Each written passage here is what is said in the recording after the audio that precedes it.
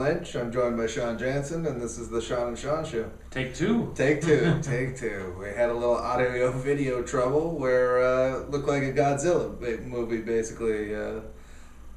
Our mouths were moving, but the voices didn't quite link up. So we're trying this again. It was a foreign movie dubbed over. Right, we're either going to do some Kung Fu or we're going to battle Godzilla. But we're doing it again. We'll try to keep it a little more abridged this time because got to get the show cranked out. So, it was a great show. Too bad you guys didn't get to see it. One of our best, award-winning stuff. So on the show this week, big week for Merced. Both the boys and girls teams, they had a monster week. They put themselves in position that they got a real shot at the title for both, for the CCC, and we're losing a legend this week. Yeah, it's fitting that we have this background. If you don't know, this is the Livingston basketball court. Friday night's going to be Angelo Naldi's last home game as coach. He's retiring after 33 years. And we were able to convince him to make a drive down to Merced and join us. And luckily that footage wasn't lost. So we'll bring that to you in a few moments. The one good thing that came of Monday. Before all that, here's some sights and sounds from last week.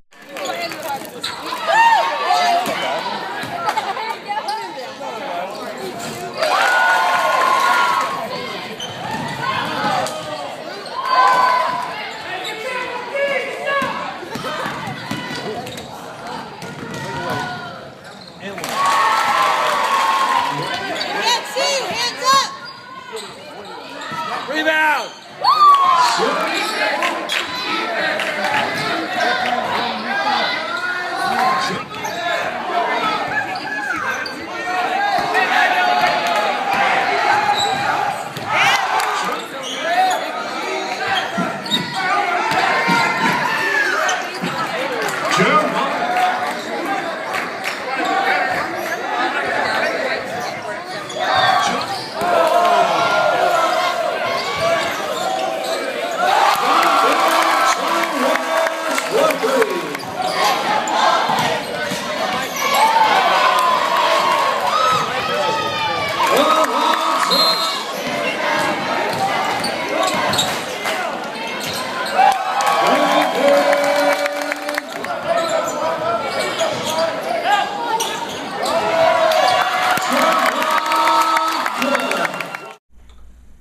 As we mentioned, it was a big week for Merced High, both for the boys and girls teams. They both came up with really crucial victories that kind of extended out things in their season and give them a fighting chance here at CCC titles.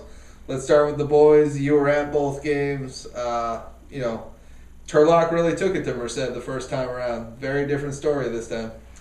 Going into that Friday night, I didn't know what we were going to see because I knew Turlock had really handled Merced the first time around. But it was much different. The way Merced came out, really aggressive on defense, really played in-your-face type basketball. And I know Turlock coach Doug Cornfoot wasn't happy with the way his guys kind of, he felt his guys were kind of scared. Only scored 5 points in the first quarter, only scored 5 points in the second quarter. They were looking at a 28-10 deficit. And it never really was a game until late in the fourth quarter. Turlock made a run, but Merced jumped out to like a 24-point lead early in the third quarter. Just a strong performance. Jonathan Jairez with 18 points, 9 rebounds. Nice game for A.J. Stewart taking the ball to the basket. And Alonzo Gilliam also played well, had some nice steals, and really played well on defense and scored in double figures. Sets up a fun last week and a half for the city of Merced, essentially, with it all coming down to Merced and Golden Valley. Both teams still have a game left between that they got to take care of, but you got Merced and Buhat Colony. Merced handled that pretty well the first time around. You got Golden Valley versus Pittman. Do you see any scenario where it's not coming down to the game next week, last game of the season? No, I think they'll meet up, and Merced will have a chance to play for the share of a title.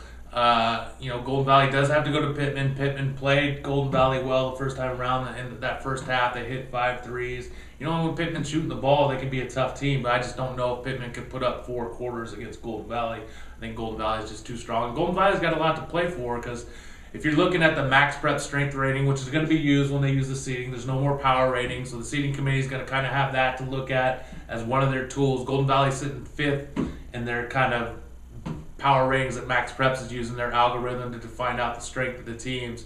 So if Golden Valley wants to finish in the top 4 to possibly get a top 4 seed and get 2 home games, they're going to have to win these final 2 games. Do you see that Buhat Colony game at Buhat Colony being a possible trap game for Merced? Might start peeking ahead to Golden Valley and thinking about grabbing a share of that title. Possibly, but I think Merced's just playing too well right now. They seem to be really focused.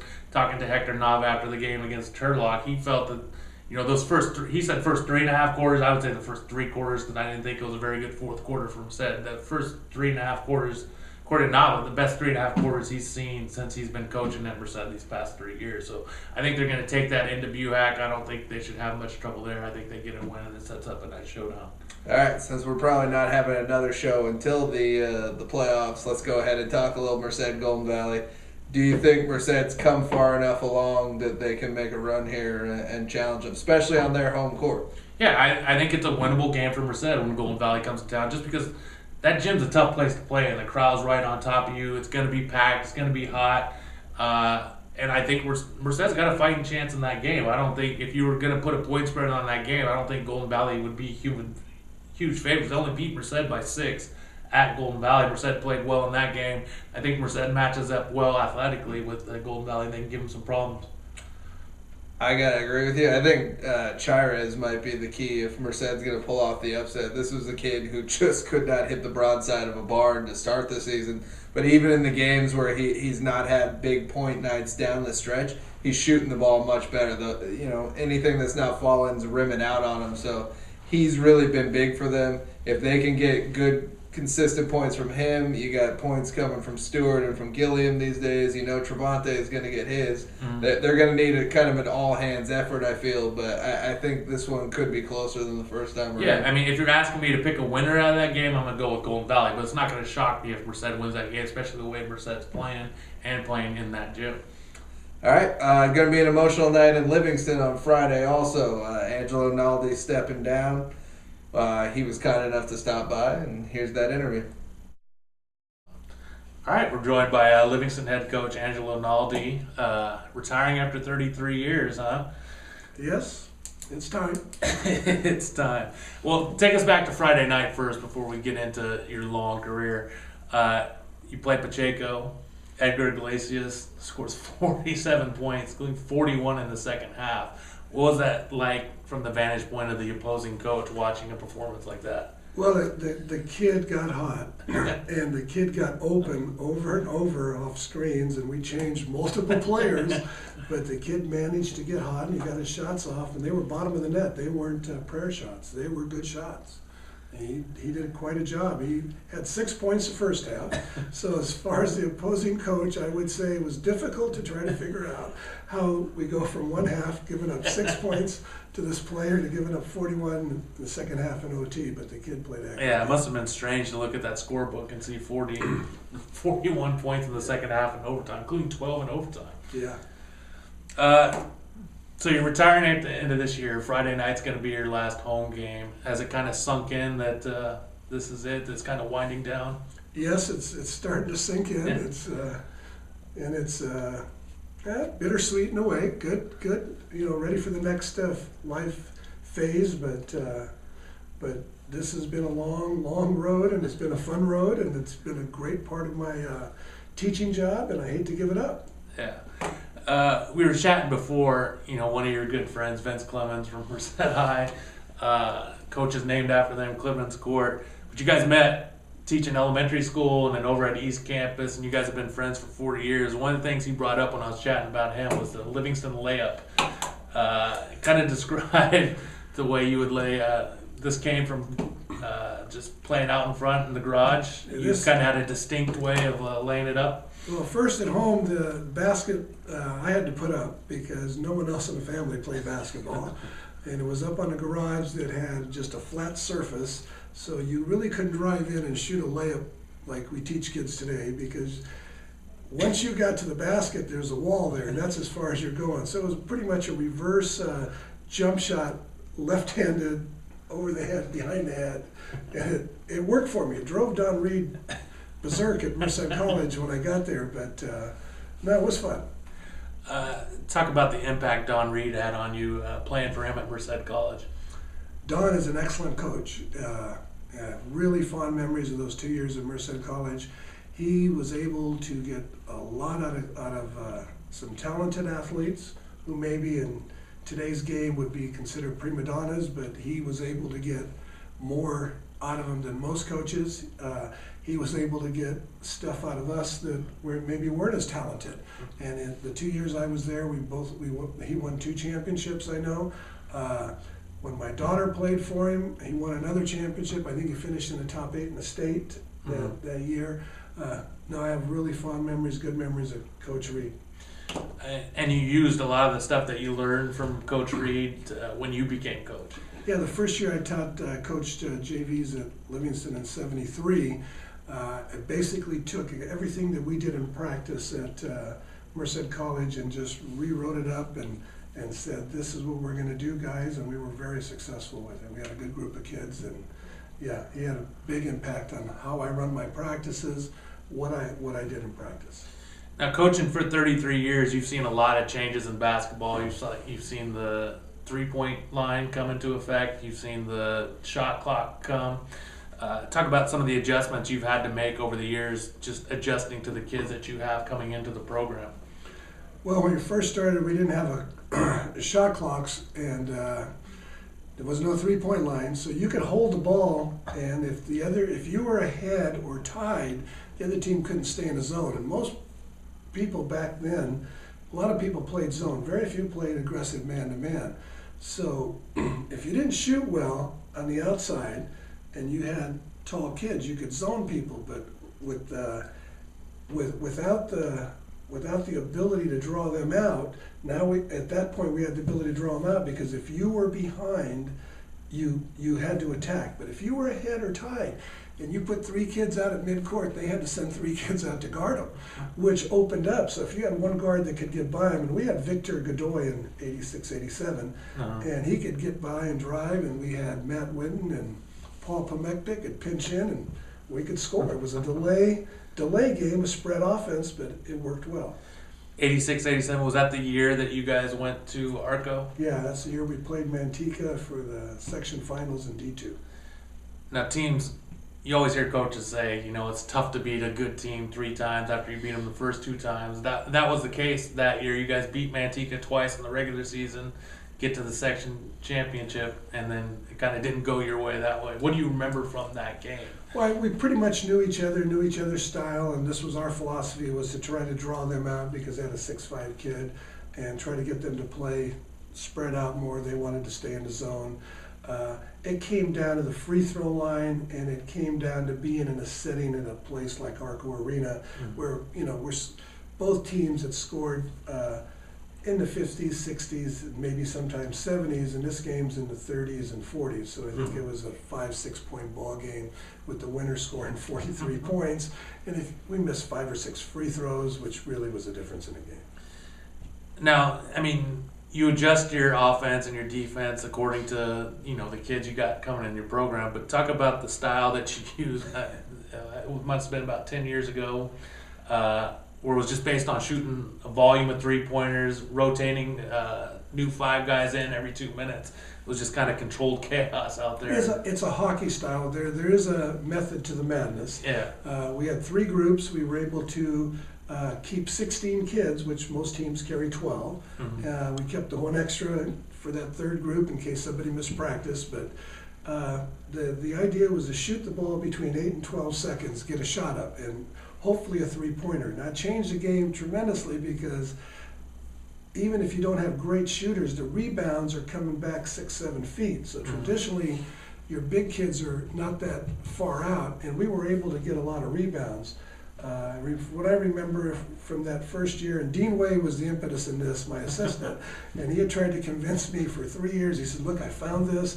Look what this guy's scoring with this at the college level. This is a great, and he was right. The first part of the season, we were 2-7 or 2-5 in league. In the second half of the league, we were 5-2 when the kids figured it out. And we did that for 3-4 years, and then we got some tall kids and said, no, we're going to play traditional, go inside and post up.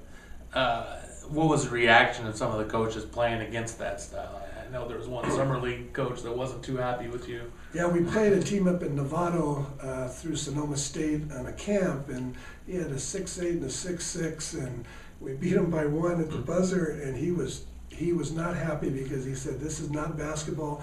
Basketball is not designed to be played this way. And it was really funny because the Sonoma State kids would come to watch us play. When we were playing a team, they would show up. They loved it. Oh, I remember going to some of those games, watching Livingston High playing that style, and the gym was packed for those games. People loved to watch that style of play. Yeah, and inevitably somebody would come up from the opposing team, a parent or somebody would say, I really wish our kid played for you because they'd get to play, because we played everybody. What was it like for you when your daughter, Luciana, was coaching the girls while you were coaching the guys? Oh, it was a lot of fun. Mm-hmm. I had a lot of pride. Obviously, I mean, you got a family member that steps in, and she did a great job right away. When she started winning more championships than I won, then I start questioning. And I got a lot of drills from her. She brought home some good drills from college where she played, and she was very successful. But it was fun. It was a lot of fun. Friday night's the last home game for you. What do you imagine you'll be feeling come Friday? Well, I'm not going to turn my keys in Friday night, so that'll be the good thing. But yeah, in other words, it's the end. I tell the girls, my daughters and my wife, I said it's that third stage of life, that third rocket, and the only place that rocket, there's no more boosters. It's going to go in the ocean eventually. So it's over. It's just one of those things. Have to step away and live with the memories. And we're all good. All good. All right, Angelo. Well, thanks for stopping by, and good luck for the rest of this season. Thank you very much. Thank you for having us. All right, let's look at the girls' side now.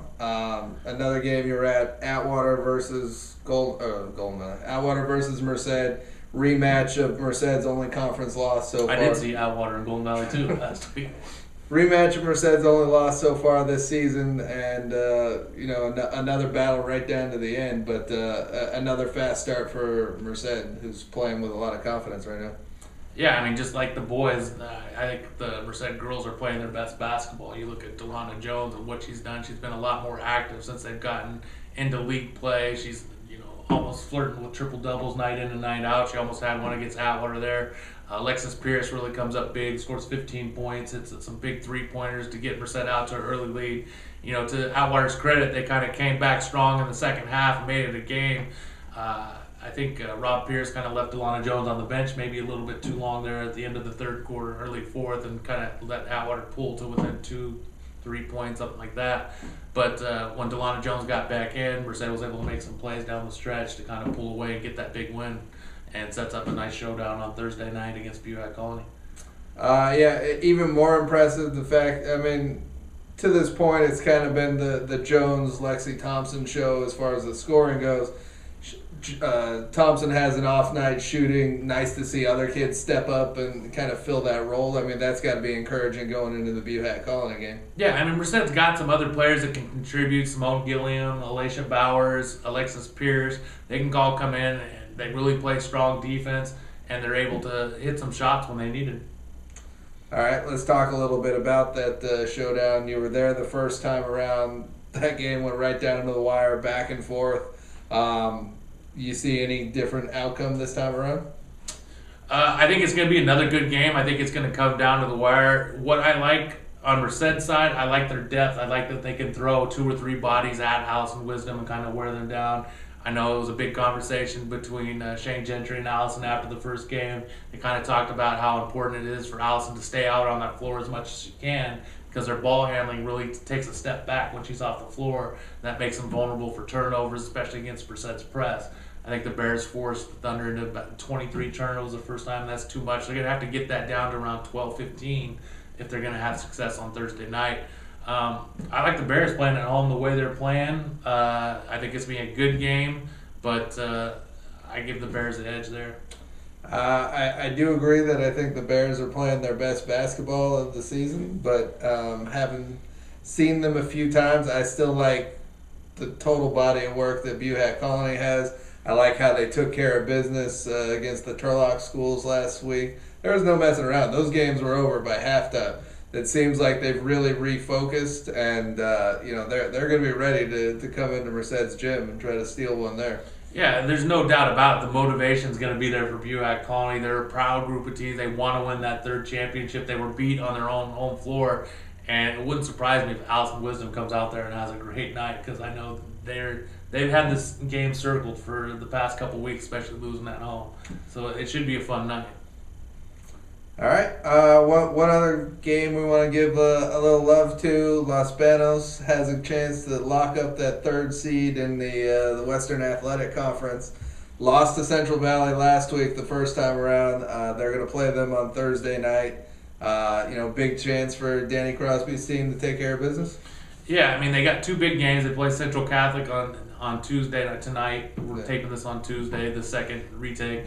And then Central Valley on Thursday. They need to win one of those games probably to clinch a playoff spot.